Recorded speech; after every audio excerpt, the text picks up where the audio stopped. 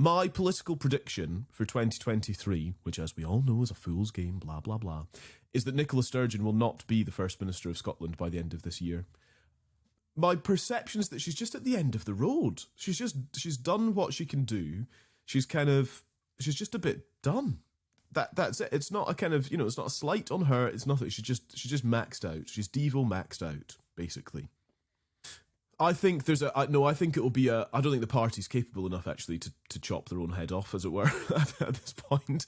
I think the SNP is such a basket case.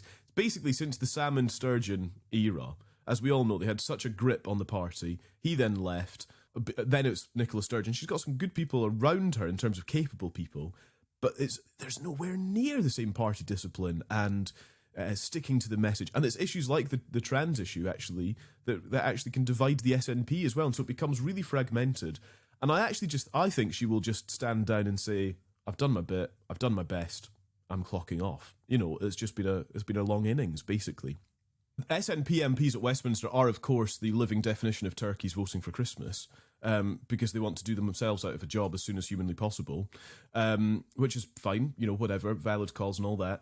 I think the SNP at Westminster is always obviously a slight oxymoron. I think it's really interesting that they're there. I think Ian Blackford, again, was probably quite one of their more capable communicators. PMQs was always a bit of a bun fight.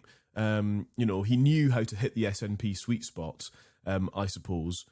I think when you saw the coup, or the attempted coup, to get rid of him as Westminster leader, which I suppose eventually was successful, actually, however prolonged it was, is perhaps just unsettled. But I think that speaks to actually the feeling in the whole party, the SNP. They are just unsettled because their one lifelong dream and ambition remains actually quite far out of reach.